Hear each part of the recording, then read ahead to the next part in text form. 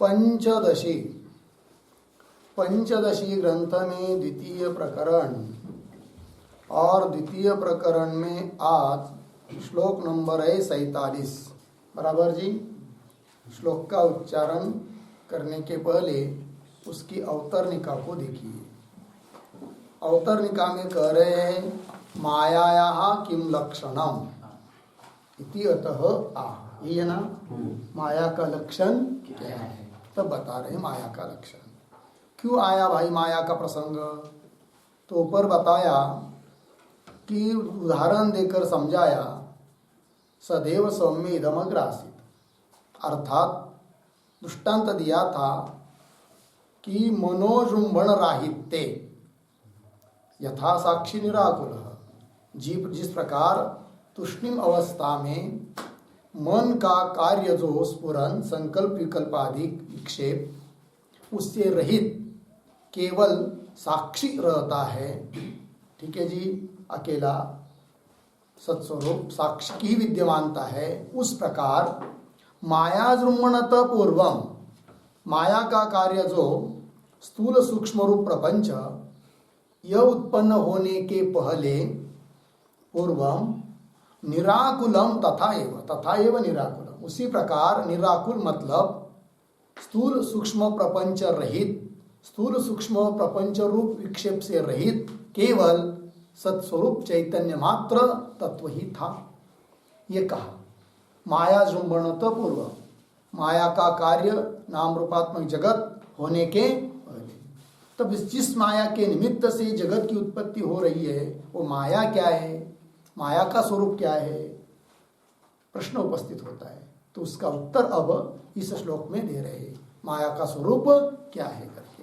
तो माया का स्वरूप जो बताएंगे वही स्वरूप रहेगा फिर माया का कार्य का, है कि नहीं?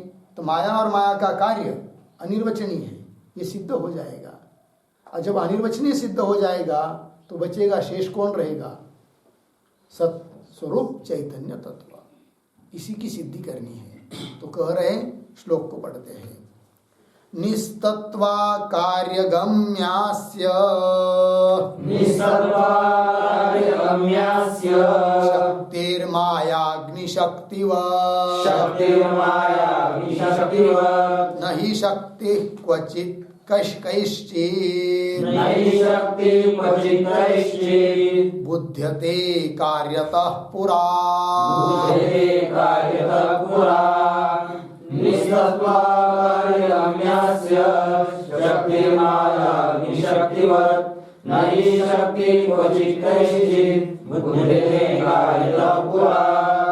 निस्तत्वा कार्यगम्या अस्य शक्ति माया अग्निशक्तिवत् न ही शक्ति क्वचित् कैश्चित् बुध्यते कार्यतः पुरा।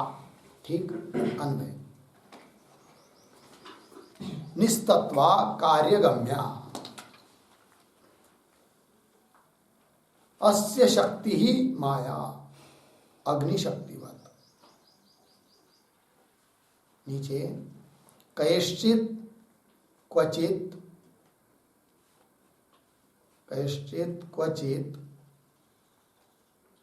कार्यतः पुरा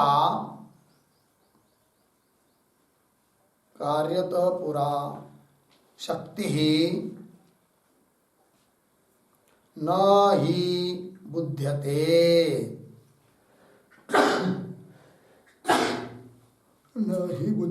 ठीक है। देखिए भाई अर्थ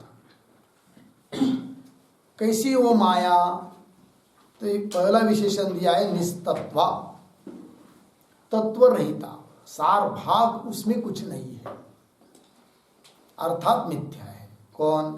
माया निस्तत्व है। पुनः कैसी है वो? कार्यगम्य, ऐसी वो सामने घट की तरह दिखाई देती नहीं है, कार्य से उसको जाना जाता है, कार्य को देखकर उसका अनुमान लगाया जाता है। किसका? माया का। इसलिए उसको कह दिया क्या? कार्यगम्य। और क्या है वो? अस्य शक्ति। अस्य शब्द का अर्थ है ब्रह्मण, उस ब्रह्म की क्या है वो? शक्ति है। ठीक है जी। शक्ति। उदाहरण ऐसी जो माया, अस्य शक्ति माया, उदाहरण अग्नि शक्तिवत, ठीक है ना जी। अग्नि शक्तिवत मतलब क्या, जैसे अग्नि की शक्ति, अग्नि में भी क्या है, शक्ति है। कौन सी, दहा करने की शक्ति है, वो अग्नि की शक्ति है कि नहीं। उस प्रकार ब्रह्म की शक्ति है कौन, माया, ठीक है ना। और अग्नि की शक्ति है, वो अग्नि की शक्ति अग्नि से भिन्न है या अभिन्न है, तो अग्नि से वो अलग है, अग्नि ही नहीं है, अग्नि अलग वस्तु है। अग्नि में रहने वाली वो क्या है, शक्ति है। तो बोलेंगे भाई अग्नि से भिन्न है वो अग्नि में रहने वाली शक्ति, तो अलग रूप से क्यों दिखाई देती नहीं है।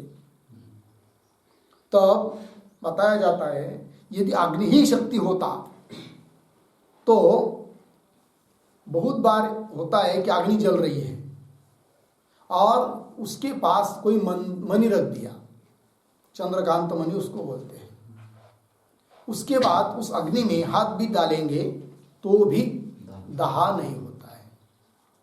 यदि अग्नि ही शक्ति होता तो अग्नि तो है, दहा होना चाहिए, होता है क्या, नहीं। इसका मतलब अग्नि में रहने वाली अग्नि से भिन्न कोई शक्ति है जो कि दहा करती है, अलग से नहीं होती तो मंत्र मणि के द्वारा उसका प्रतिबंध नहीं होता। मणि रख दिया चंद्रकांत मणि अग्नि के पास, तो प्रतिबंध हुआ किसका, अग्नि का क्या शक्ति का, शक्ति का। अतः सिद्ध होता है कि अग्नि से वो भिन्न है और अग्नि में रहती है, अग्नि से भिन्न है, अग्नि में रहती है कौन, शक्ति, दहा करने की शक्ति, ठीक है ना। प्रतिबंध होता है उसका मणि से, चंद्रकांत मणि, और मंत्र से भी होता है। कोई मंत्र भी होते हैं, वो मंत्र कर देंगे, बोल देंगे तो क्या वो अग्नि जलाती नहीं है।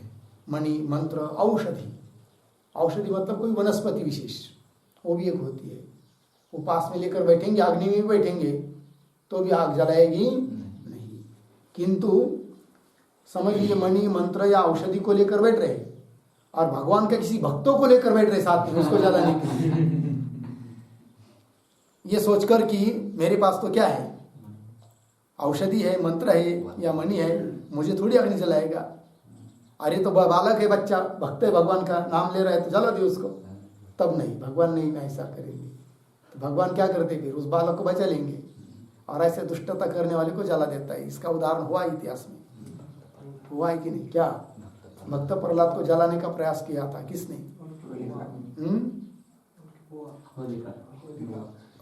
होलिका। भक्त प्रहलाद की कौन है वो, आत्या, बुआ, क्या नाम था, संग्री। अच्छा, किसकी बहन थी वो, हिरण्यकश्यप की बहन थी, है कि नहीं। प्रहलाद की आत्या थी। चलिए बुआ कहते हिंदी में। चलिए यहाँ पर क्या चल रहा है, निस्तत्वा कार्यगम्या अस्य शक्ति माया अग्निशक्तिवत। ठीक, आगे कह रहे हैं कैश्चित मतलब किसी के भी द्वारा, क्वचित कहीं पर भी, क्या जी, तो कह रहे कार्यतः पुरा, पुरा मतलब पहले, कार्य के पहले क्या, शक्ति नहीं बुध्यते, शक्ति जानी नहीं जाती है। किसी के भी द्वारा कहीं पर भी कार्य के पहले शक्ति जानी नहीं जाती है। कार्य को देखकर ही शक्ति का अनुमान लगाया जाता है, ठीक है ना। दो आदमी सामने बैठे हुए हैं, एक तो ऐसे दुबला पतला लग रहा है और एक बहुत ऐसा जाड़ जोड़ है। ऐसा तो लग रहा है इससे ज्यादा इसमें शक्ति होगी करके, क्योंकि ज्यादा जाड़ है। किंतु जब कुश्ती लगेगी, पहलवान, क्या बोलते कुश्ती को, पहलवान नहीं, कुश्ती करने वाला होता है पहलवान, ठीक है ना। जब उनकी धरपकड़ शुरू हो जाती है कि नहीं, दाव पेच हो तो तब पता चलता है किसमें ज्यादा शक्ति है। अब वो जो समझ लीजिए दुबला पतला है, उसने गिरा दिया और क्या, स्थूल व्यक्ति को, घट्टे घट्टे व्यक्ति को गिरा दिया, तब पता चला रे इसमें कम शक्ति है, दिखाई तो दे रही इसमें, किंतु इसमें कम है और इसमें ज्यादा है। मतलब कार्य के पहले शक्ति का ज्ञान होता, कार्य को देखकर ही होता है, ठीक है जी। चलिए वही लिखा है, कैश्चित क्वचित कार्यतः पुरा शक्ति न ही बुध्यते। हुआ जी। आगे चलिए टीका में। निस्तत्वेति, निस्तत्वा प्रतीक है, उसका अर्थ कर रहे हैं जगत कारण भूतात वस्तुनः पृथक तत्वरहिता।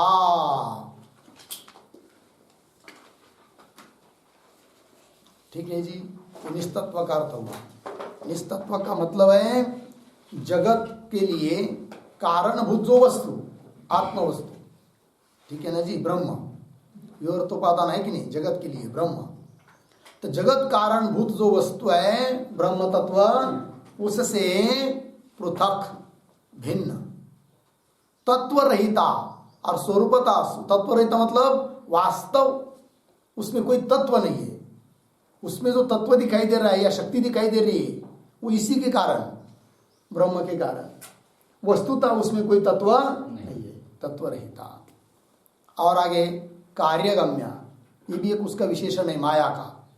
कार्यगम्या प्रतीक है, उसका अर्थ कर रहे हैं वेदादि कार्य लिंग गम्या। गम्या शब्द का अर्थ है अनुमेया। वेद कहते आकाश, आकाश आदि कार्य रूप लिंग से वो जानी जाती है। कितना बड़ा आकाश, वायु अग्नि जल पृथ्वी उत्पन्न किया, इसको उत्पन्न कराने वाली कोई तो शक्ति है। वो जो शक्ति है वही है कौन? माया। वेदादि कार्य लिंग गम्या हो गया ना। अस्य प्रतीक है। अस्य शब्द का अर्थ कर रहे हैं सद्वस्तुनः, सत्स्वरूप वस्तु परमात्मा ब्रह्म, उसकी शक्ति ही प्रतीक है। शक्ति ही, शक्ति का अर्थ कर रहे हैं वेदादि कार्य जनन सामर्थ्यम, अर्धविराम, माया इति उच्यते, उसको माया कहते हैं। शक्ति मतलब आकाश आदि कार्य उत्पन्न करने का सामर्थ्य, वो शक्ति। और उस शक्ति का ही नाम है क्या? माया। ठीक है जी, माया इति उच्यते। आगे वस्तु स्वरूपातिरिक्त शक्ति सद्भावे दृष्टांतम आह। वस्तु स्वरूप, वस्तु मतलब कौन हुई? ब्रह्म तत्व, शक्तिमान, शक्ति वाला वो होता है ना। जैसे अग्नि क्या हुआ? शक्तिमान, उससे भिन्न होती है कौन? उसकी शक्ति। तो वही करे वस्तु स्वरूप अर्थात परमात्मा तत्व, उससे अतिरिक्त शक्ति सद्भावे, उस ब्रह्म से अतिरिक्त है ये कौन? माया रूप शक्ति विद्यमान है, सद्भाव है, उसका विद्यमानता है, माया से अतिरिक्त, ब्रह्म से अतिरिक्त है वो। इस बात को सिद्ध करने के लिए दृष्टांत दिया है मूल में। ठीक है ना जी। वस्तु स्वरूपातिरिक्त शक्ति सद्भावे दृष्टांत माह। कौन दृष्टांत दिया? अग्नि शक्तिवत, ये शब्द आया है ना, इससे बताया। आगे चलिए टीका में, यथा अग्न्यादि स्वरूपातिरिक्तम स्फोटादि कार्य लिंग गम्यम वन्यादि निष्ठम सामर्थ्यम अस्ति तद्वत इत्यर्थ। दृष्टांत का स्पष्टीकरण किया टीकाकार ने। क्या कह रहे हैं कि यथा, जिस प्रकार अग्न्यादि स्वरूपातिरिक्तम, अग्नि इत्यादि है कि नहीं, कोई भी ले सकते हैं, अग्नि लिया, कोई व्यक्ति ले सकते हैं जिसमें शक्ति है, जो जो शक्ति वाली वस्तु है। ठीक है ना जी, हर एक वस्तु में कोई न कोई शक्ति तो ही है। तो अग्न्यादि स्वरूप से अतिरिक्त है अग्नि में शक्ति। अग्नि ही शक्ति नहीं है, अग्नि में रहती है कौन? शक्ति। और अग्नि के स्वरूप से अतिरिक्त है। अतिरिक्त नहीं होती तो प्रतिबंध नहीं होना चाहिए, प्रतिबंध होता है। इसका मतलब अग्नि स्वरूप से अतिरिक्त है, अग्नि में रहने वाली कौन? शक्ति। यथा अग्न्यादि स्वरूपातिरिक्तम स्फोटादि कार्य लिंग गम्यम। और अग्नि में शक्ति कैसे जाना जाता है जी? तो स्फोटादि कार्य लिंग, स्फोटादि कार्य यही है लिंग चिन्ह, उसको जानने का। स्फोटादि मतलब क्या?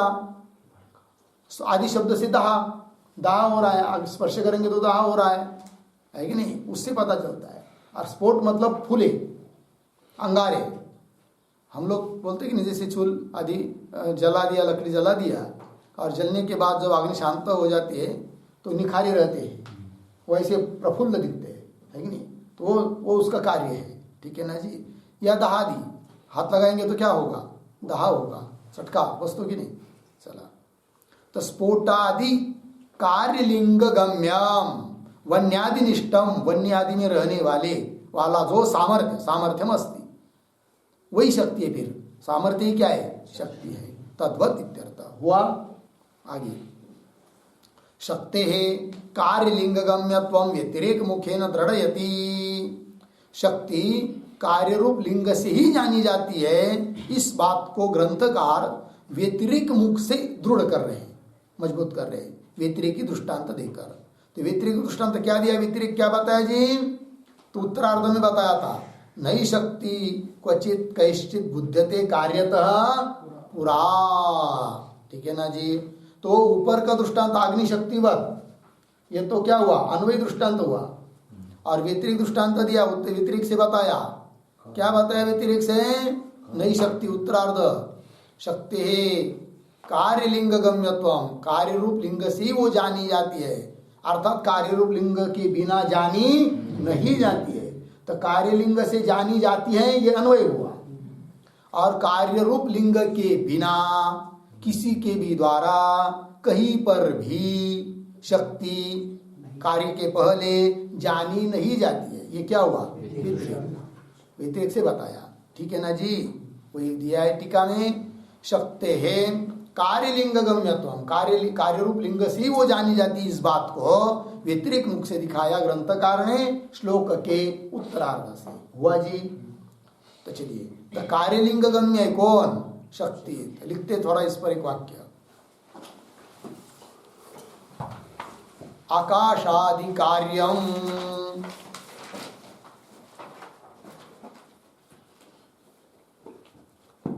आकाशादि कार्यम स्वकारण विवर्तोपादान ब्रह्म, स्वकारण विवर्तोपादान ब्रह्म, स्वकारण विवर्तोपादान ब्रह्म स्थित शक्तिजन्यम,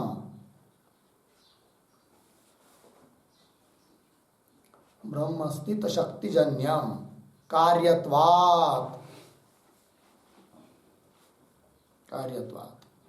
यद यद कार्यम,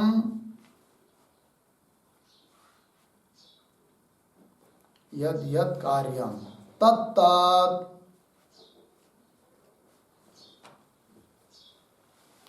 तत्तत् सोपादान स्थित शक्तिजन्यम,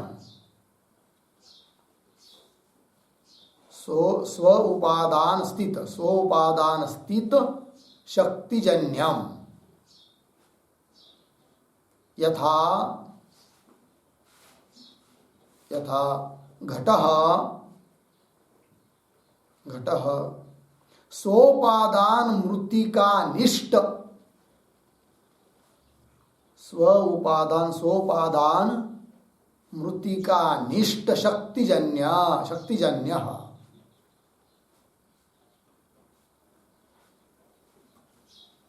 शक्तिजन्य हो गया। अर्थ देखिए भाई, आकाश आदि कार्य विपक्ष हुआ। कैसा है आकाश आदि कार्य? तो स्व कारण, स्व आकाश आदि, उसका कारण कौन? कारण योर्तोपादान कौन है? ब्रह्म। तो ब्रह्म स्थित, ब्रह्म में रहने वाली जो शक्ति, उस शक्ति से जन्य है कौन? आकाश आदि कार्य। ठीक है ना जी? तो शक्तिजन्यत्व साध्य हुआ। और कार्यत्व ये क्या है? हेतु है। क्योंकि जो कार्य होता है वह स्व उपादान स्थित जो शक्ति, उस शक्ति से जन्य होता है। उदाहरण दिया, जैसे घट कार्य है, और घट भी कैसा, किससे उत्पन्न है? घट का उपादान कारण जो मृत्तिका, उस मृत्तिका और मृत्तिका में रहने वाली जो शक्ति, उस शक्ति से जन्य है कौन? घट। तो इससे क्या सिद्ध हुआ जी?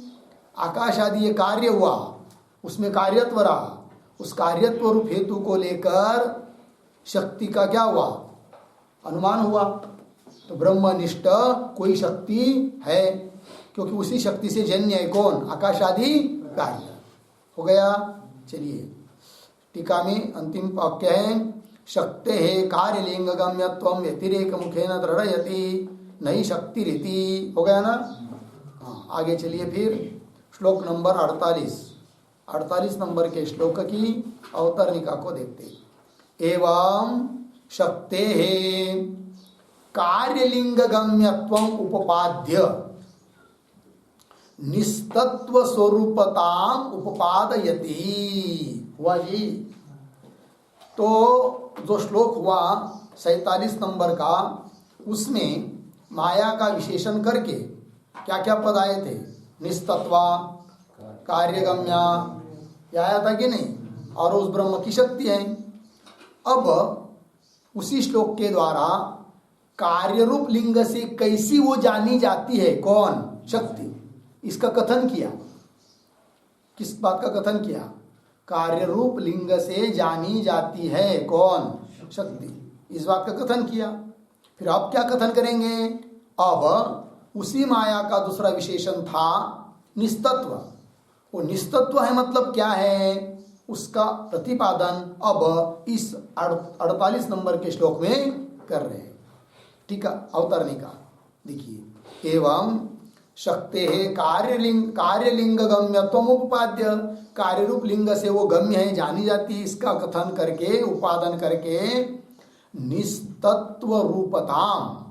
निस्तत्व रूपता मतलब वास्तविक तत्व रहित है, उसमें स्वयं की कोई सत्ता नहीं है। ब्रह्म भिन्न सत्ता रहितता रूप निस्तत्व, उसमें जो सत्ता है वो ब्रह्म की सत्ता है। तो ब्रह्म भिन्न सत्ता रहितता रूप निस्तत्व को कह रहे हैं। किसमें? माया में। निस्तत्व रूपताम उपपादयति कथयति। कह कथयति, मूल ग्रंथकार कथयति। ठीक है, श्लोक के माध्यम से। तो श्लोक को पढ़ेंगे। न सद्वस्तु सतः शक्ति न हि वन्ये स्वशक्तिता सद्विलक्षणतायां तो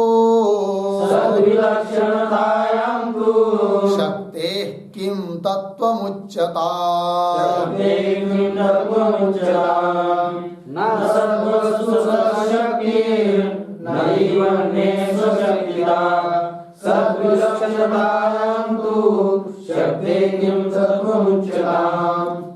न सद्वस्तु सतः शक्ति न हि वन्ये स्वशक्तिता सद्विलक्षणतायां तो शक्तेः किं तत्त्वम् उच्यताम्।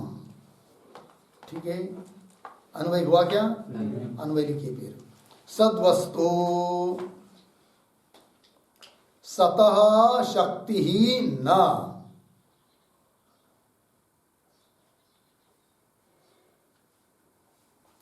सद्वस्तु सतः शक्ति ही न ही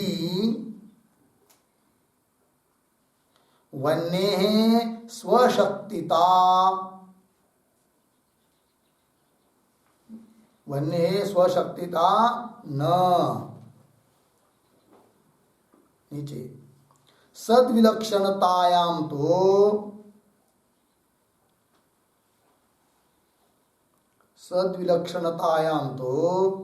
शक्तेः किं तत्त्वम् उच्यताम्।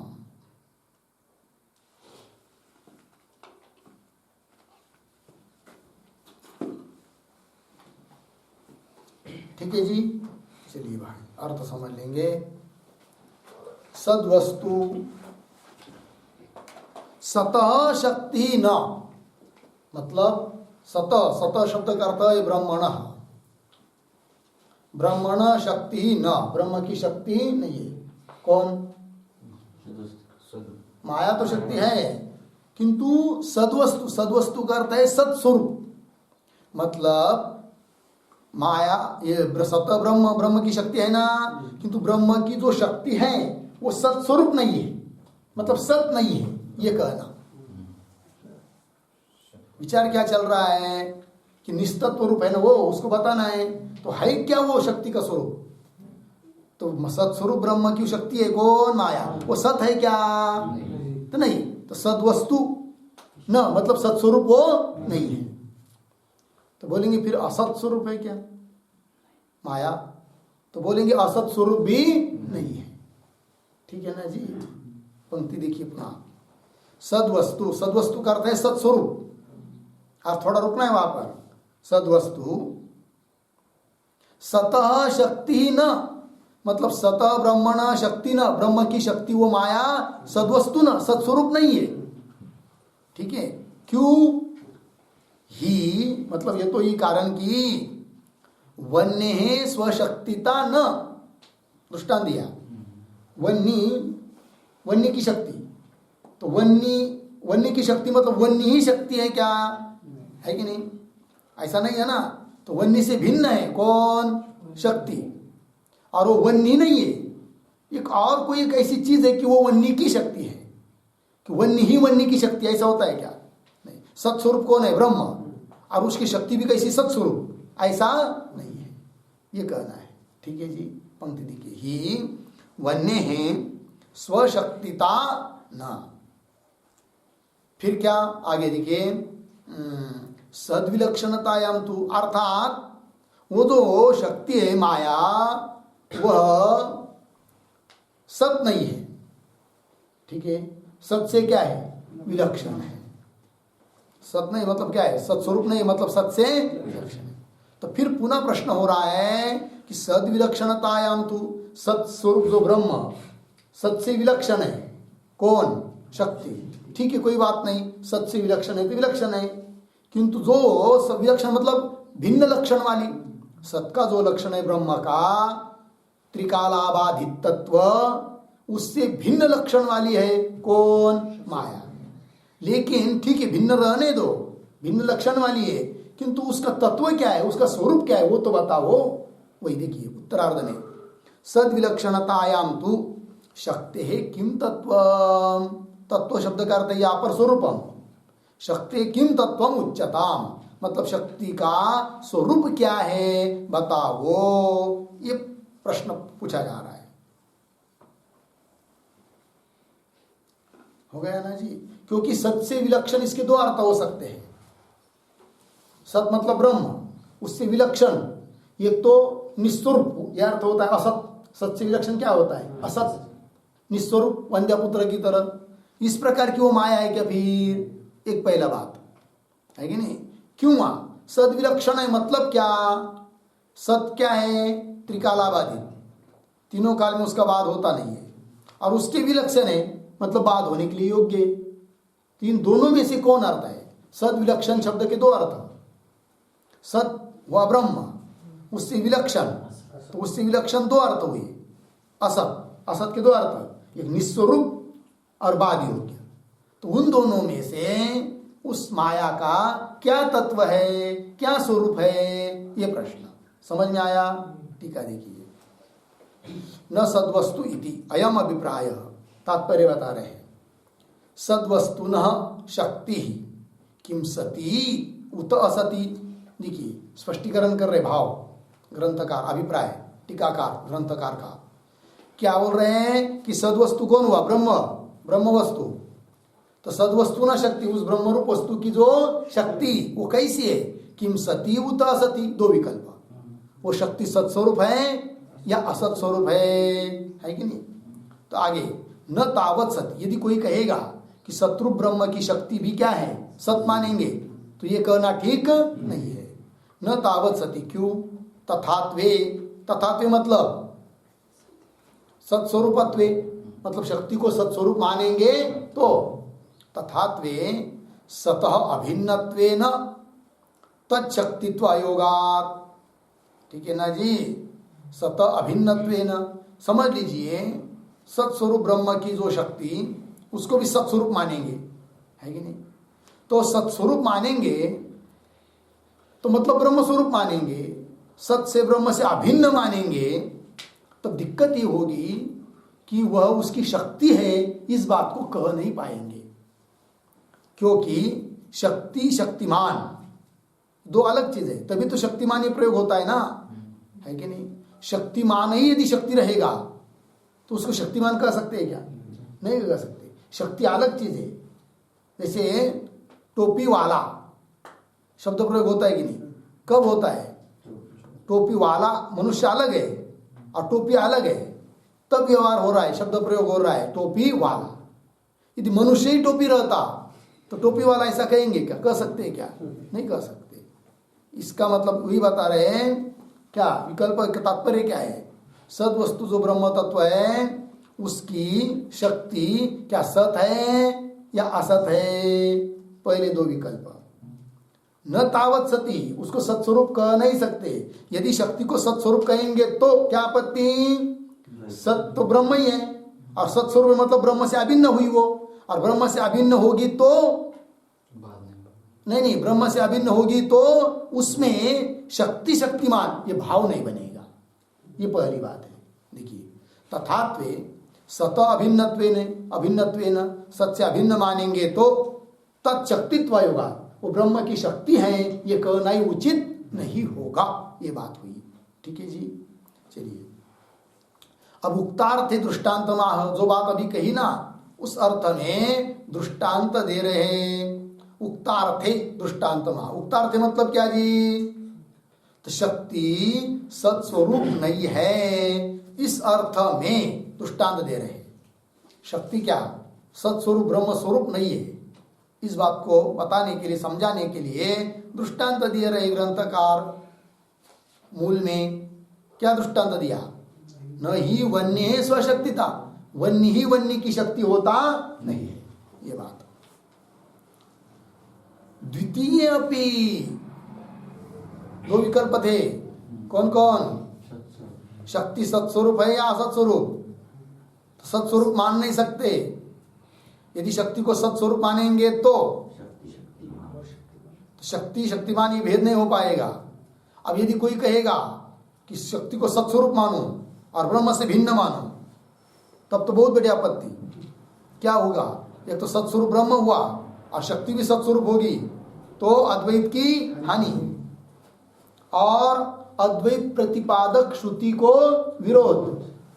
क्योंकि दो सत मान रहे हो, एक शक्ति सत हुई और उसको भिन्न मान रहे ब्रह्म से, तो ब्रह्म सत एक हुआ, शक्ति भी सत हुई, तो क्या हुई? अद्वैत की हानि, अद्वैत प्रतिपादक श्रुति का विरोध, और ज्ञान व्यर्थ होगा।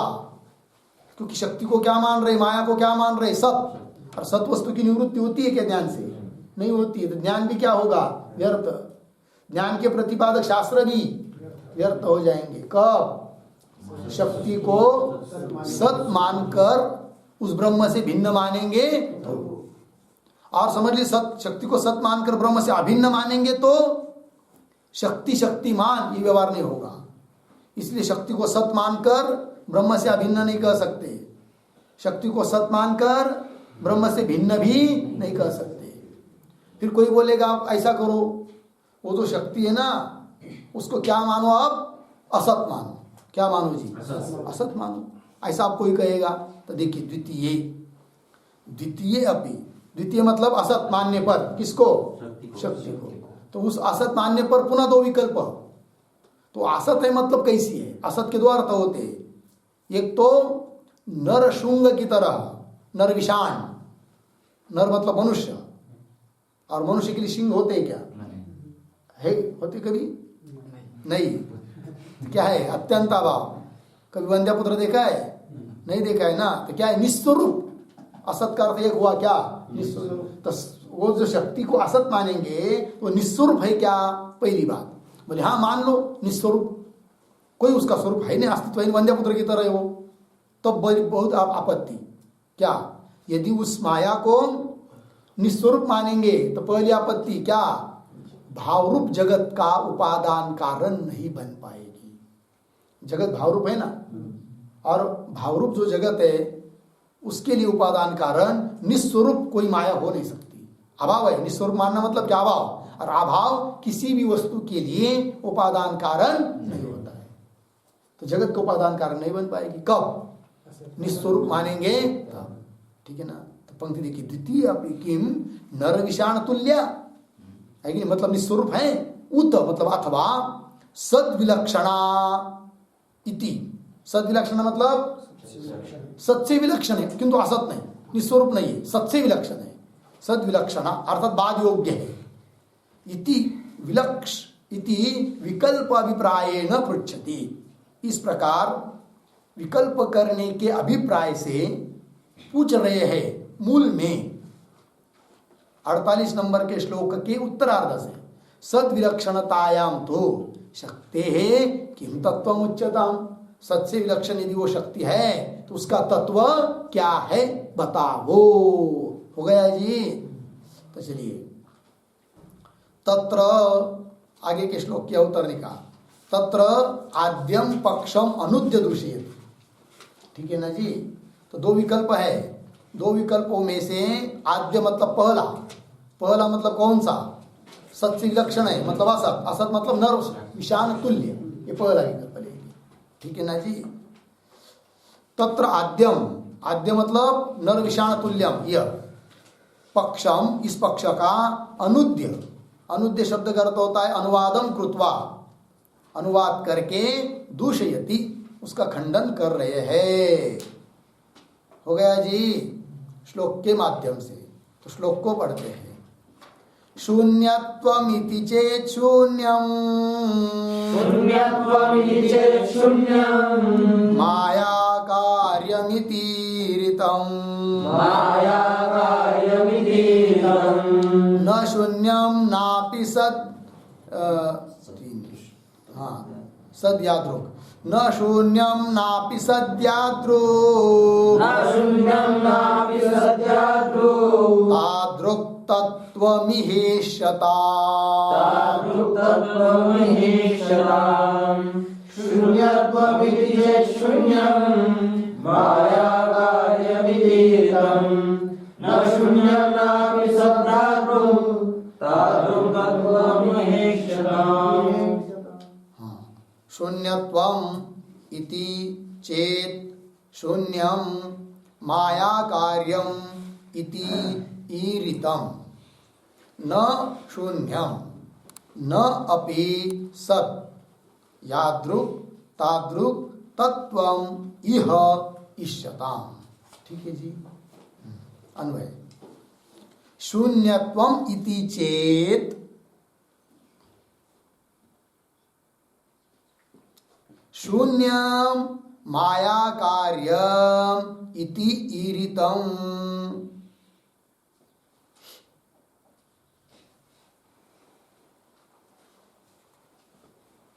हो गया। नीचे चलिए, पहली पंक्ति हुई ना। शून्यम न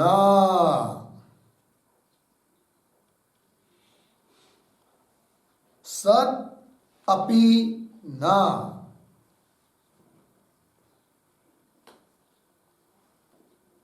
फिर यादृक् तादृक् तत्वम् इह इष्यताम्।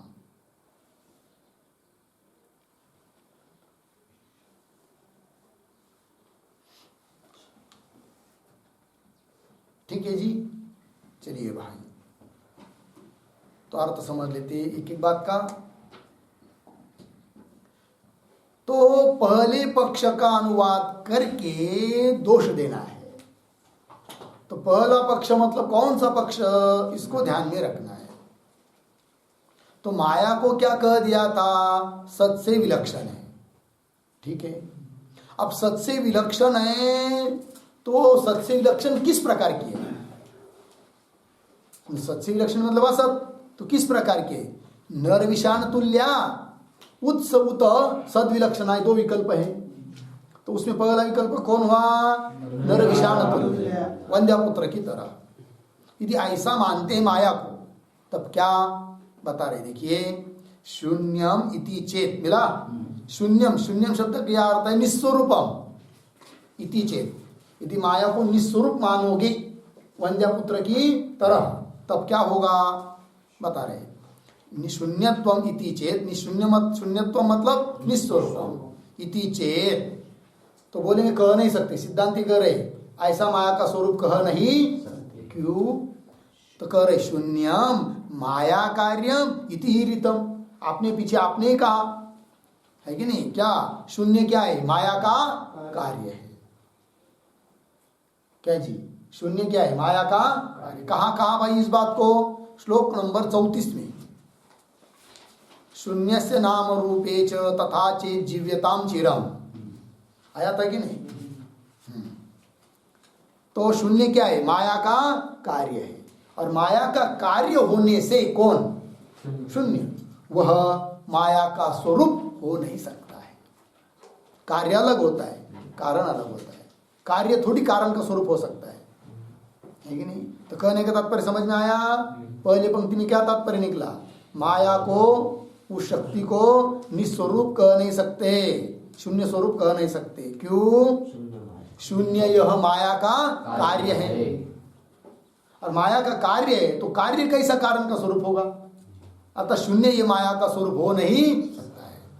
शून्यम माया कार्यम इति ईरितम, हुआ कि नहीं? इस पर एक वाक्य लिखिए। शून्यस्य माया कार्यत्वात्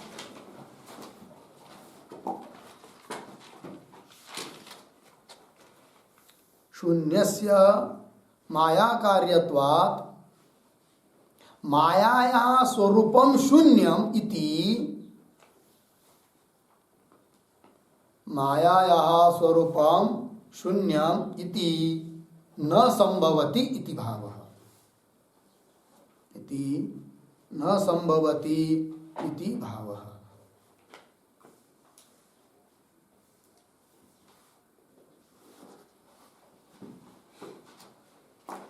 हो गया जी? शून्य से, शून्य ये माया का कार्य होने के कारण माया का स्वरूप शून्य है, ये संभव नहीं होता है। पहले पंक्ति का अर्थ हुआ। ठीक, आगे चलिए। तो कह रहे फिर शून्यम न, खंडन हुआ। इसका मतलब क्या हुआ? माया शून्य नहीं है।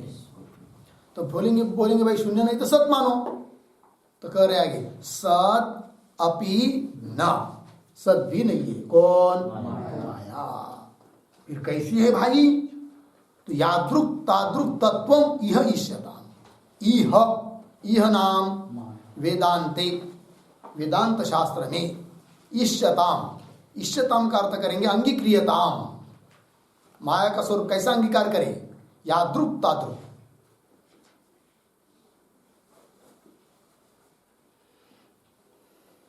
यह मतलब इस वेदांत शास्त्र में इष्यता मतलब अंगीक्रियता। ठीक है जी? चलो भाई, कुल मिलाकर क्या चिंतन हुआ? माया शून्य स्वरूप, असत भी नहीं है और सत भी नहीं है। तो पुनः थोड़ा सा अवलोकन करते, सिंहावलोकन। समझ लीजिए माया को सत कहेंगे, तो क्या होगा? तो थोड़ा चिंतन कीजिए इस पर। समझ लीजिए माया को सत कहेंगे तो विकल्प करिए। वो माया जो जिसको आप सत मान रहे हो उसको ब्रह्म से भिन्न मानेंगे या अभिन्न? ठीक है ना? क्या माया कैसी है? समझ लीजिए सत्स्वरूप मानेंगे तो सत्स्वरूप तो ब्रह्म है। फिर वो ब्रह्म स्वरूप है माया, मतलब ब्रह्म से भिन्न है कि वो ब्रह्म से अभिन्न है कि नहीं? ये दो विकल्प। समझ लीजिए माया को ब्रह्म से भिन्न कहेंगे और सत कहेंगे, ब्रह्म से भिन्न कहेंगे और सत कहेंगे, तब क्या होगा? नंबर एक, अद्वैत की हानि। नंबर दो, अद्वैत प्रतिपादक श्रुति के साथ विरोध होगा। और घनीभूत निश्चिद्र रहित, निश्चिद्र ऐसा जो ब्रह्म, उस ब्रह्म में उस माया का, माया रूप शक्ति की स्थिति नहीं हो पाएगी, क्योंकि उसको आप सत मान रहे हैं ना, है कि नहीं? तो ये सब आपत्ति आती है। इसका मतलब माया को ब्रह्म से भिन्न और सत स्वरूप, है कि नहीं? माया को ब्रह्म से भिन्न सत स्वरूप, है कि नहीं? नहीं कह सकते। सत स्वरूप में भी क्या?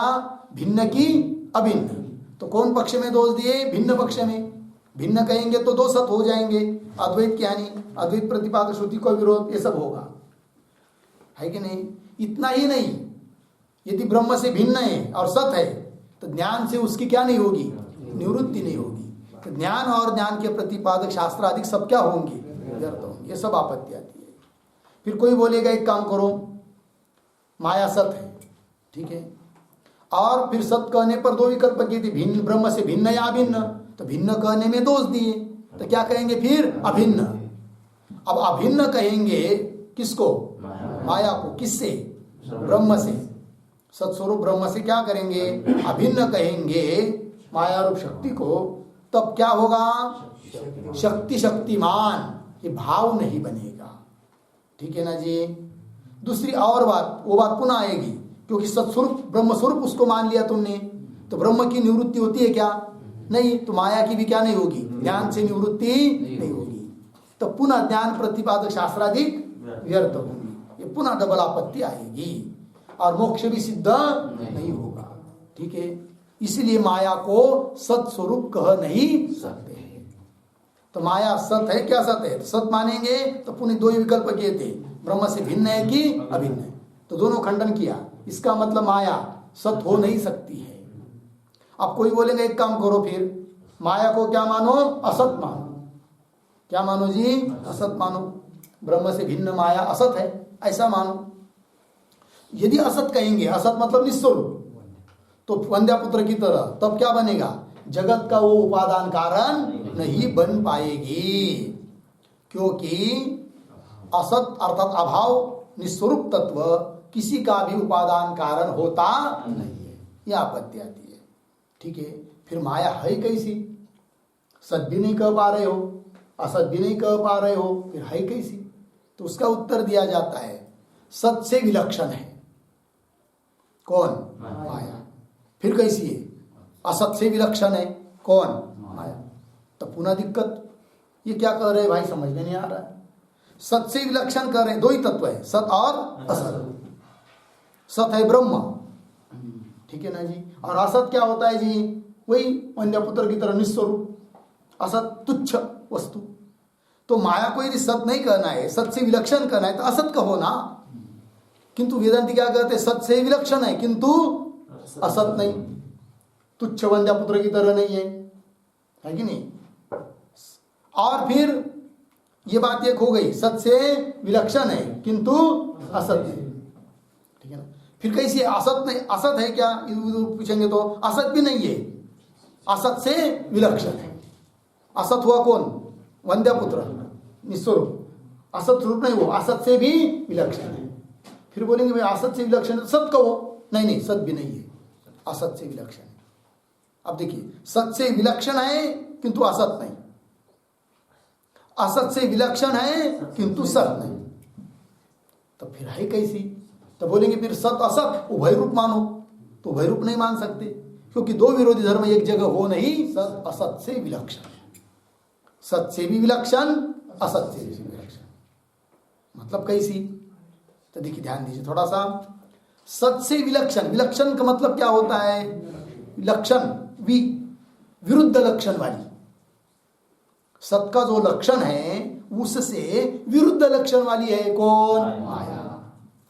तो बोलेंगे सत का क्या लक्षण है, तो सत का लक्षण है त्रिकालाबाध्यत्व, सत्व, तीनों काल में जिसका बाद नहीं होता उसको क्या कहते, सत। और माया सत से विलक्षण है, मतलब तीनों काल में अबाध्य से विलक्षण है, अर्थात बाध्य है, तब तो उसका अर्थ निकला बाद योग्य। किस शब्द का अर्थ निकला, सत विलक्षण माया है, सत विलक्षण है मतलब बाद योग्य, क्योंकि सत का कभी बाद होता नहीं है, उससे विलक्षण है मतलब बाद होने के लिए योग्य है, कौन, माया। सत विलक्षण शब्द का अर्थ समझ में आया क्या, बाद योग्य। अच्छा, असत से भी विलक्षण है, असत कहते किसको, निस्वरूप है कि नहीं, स्वरूप है नहीं है, निस्वरूप वंद्यपुत्र की तरह है कि नहीं, मतलब प्रतीत होता नहीं है, अनुभव में आता नहीं है, कौन, असत पदार्थ, उससे विलक्षण है, मतलब उससे भिन्न लक्षण वाला है, वाली है, कौन, तो असत क्या है जी, जिस प्रतीति नहीं आती है, और उससे विलक्षण है मतलब प्रतीति आती है, अर्थात स्वरूपवान।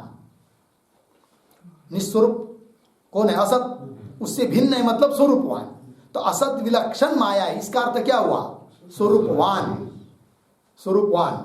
और सत विलक्षण है माया मतलब क्या, बाद योग्य, तब सत असत से विलक्षण, इसका अर्थ क्या होगा फिर, बाद योग्य स्वरूपवान है, कौन, माया।